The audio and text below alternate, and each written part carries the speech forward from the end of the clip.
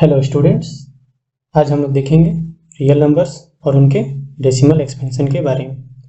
तो हम लोगों ने पढ़ा है कि रियल नंबर्स दो तरह के होते हैं। पहला है रेशनल, दूसरा इरेशनल। इरेशनल में आप लोगों ने देखा होगा कि वो किस टाइप के होते हैं, पी बाई क्यू फॉर्म, और ये not in P by Q form, जहां पे P एंड Q इंटीजर्स है and Q not equal to 0। ठीक है, तो इस तरह से हम लोग रियल नंबर्स को दो तरीके में बांट लेते हैं। तो उस समय हम लोग को देखना पड़ता है कि वो P बाई क्यू फॉर्म में है या P बाई क्यू फॉर्म में नहीं है। लेकिन अगर रियल नंबर्स का हम डेसिमल एक्सपेंशन ले लें तो क्या हम डिसाइड कर सकते हैं डेसिमल एक्सपेंशन के अकॉर्डिंग कि वो रेशनल है या इरेशनल है। तो सबसे पहले हम लोग आज देखेंगे रेशनल नंबर के डेसिमल एक्सपेंशन के बारे में। ये हमारा तीनों जो एग्जांपल लिए थे उसका डेसिमल एक्सपेंशन है। ये 10/3, ये 33/8, ये 6/7 का। तो इन तीनों के डेसिमल एक्सपेंशन में हमें कुछ चीज़ ऑब्जर्व करना है। सबसे पहले हम क्या करते हैं, इनके रिमाइंडर्स को लिख लेते हैं। जैसे फर्स्ट स्टेप में 1 आया, दूसरे स्टेप में 1, फिर से 1, फिर से 1, इस तरह ये चलता जा रहा है। और इसके डिवीजर कौन है, 3। उसी तरह 33/8 के लिए हमारा रिमाइंडर्स कौन कौन हो जाएगा, पहले 1, फिर 2, फिर 4 और एंड में 0। इसके डिवीजर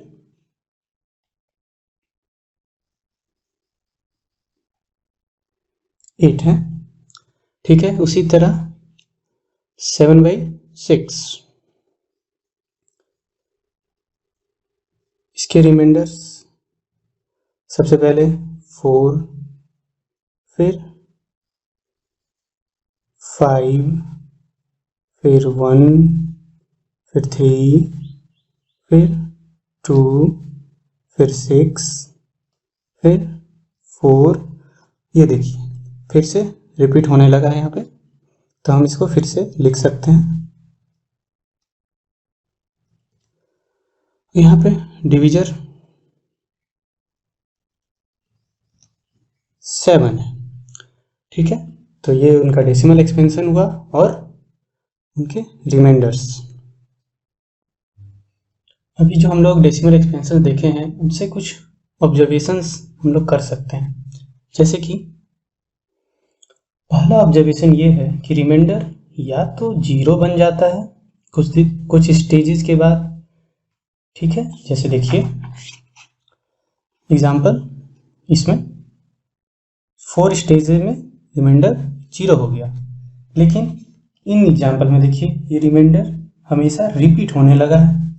उसी तरह इस एग्जाम्पल में यहाँ तक रिमाइंडर्स अलग हैं, फिर रिमाइंडर्स रिपीट होने लगे हैं और वो फिर से यहाँ से रिपीट होने लगेंगे।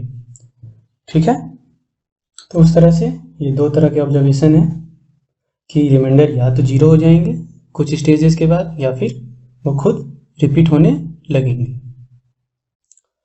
दूसरा ऑब्जर्वेशन ये है कि जब ये रिमाइंडर्स रिपीट होते हैं तब जब उनका एंट्रीज, तब जो भी रिमाइंडर्स रिपीट हो रहे हैं उनका एक रिपीटिंग स्ट्रिंग है, मतलब एक छोटा सा टुकड़ा है जो रिपीट होता है।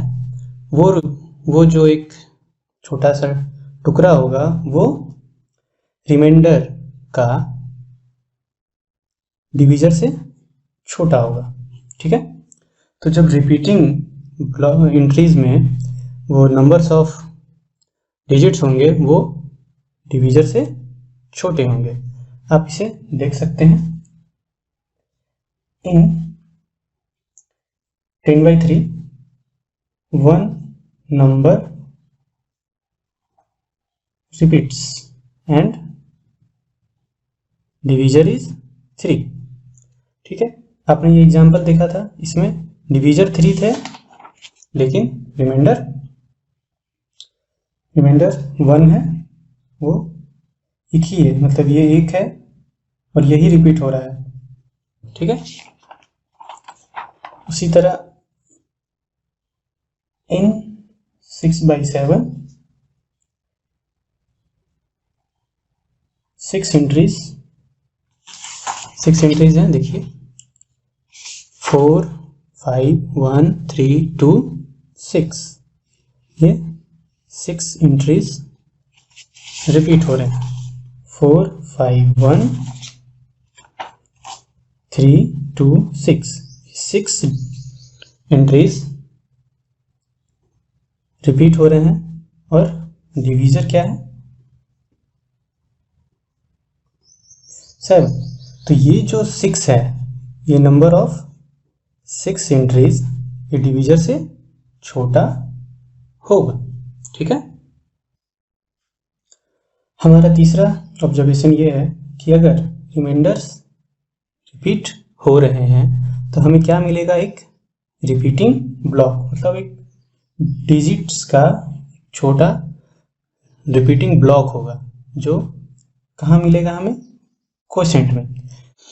अगर हम लोग 10/3 में देखें तो इसका डेसिमल एक्सपेंशन 3.333 है, तो इसमें क्या रिपीट हो रहा है, 3 रिपीट्स इन द क्वोशेंट, मतलब ये जो 3 है ये रिपीट होता जा रहा है। हम लोग 6/7 में देखें तो रिपीटिंग ब्लॉक क्या है हमारा, 8 5 7 1 4 2।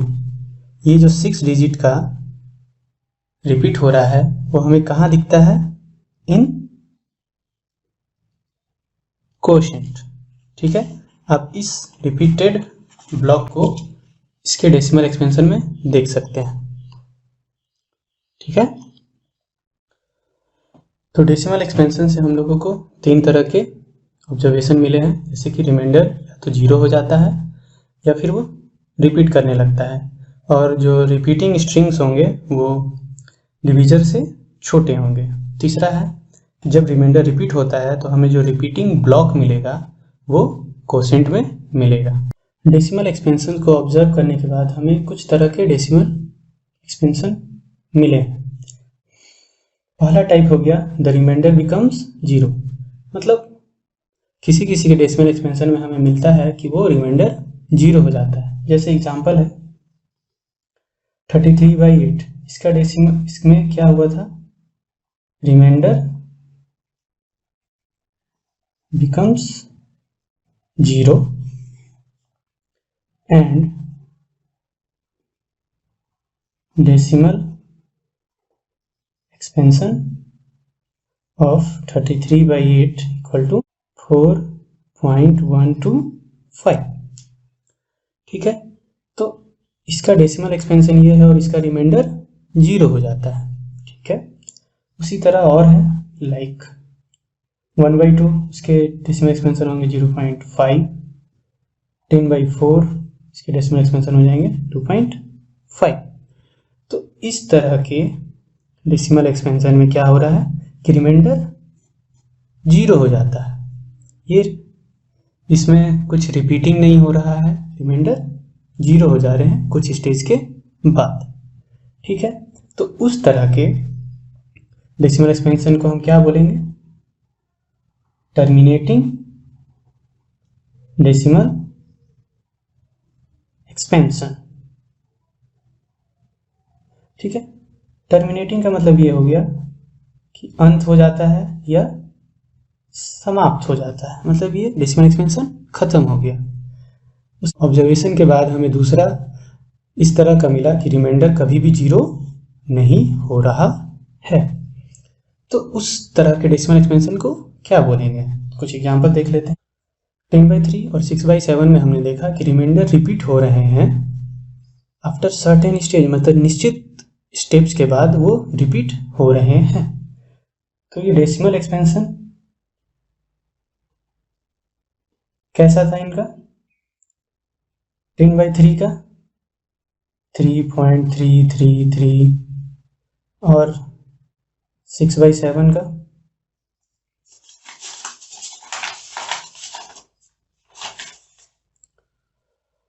और 2857142 और तो इसमें हमने देखा कि कभी एक ही डिजिट रिपीट हो रहा है और कभी कभी एक छोटा रिपीटिंग ब्लॉक मिलता है हमें डिजिट्स का।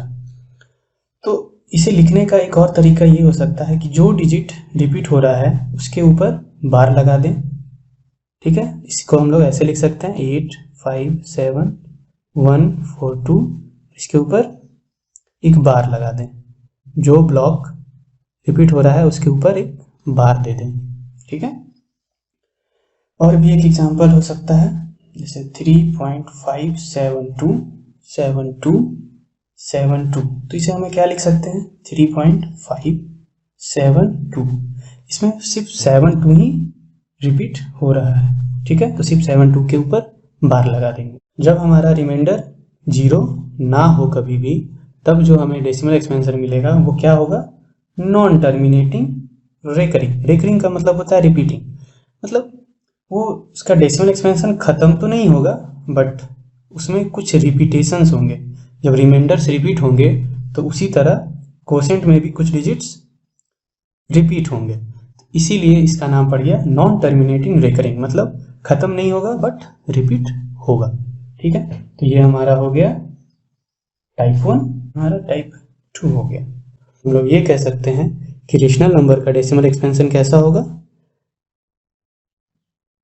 आइदर टर्मिनेटिंग और नॉन टर्मिनेटिंग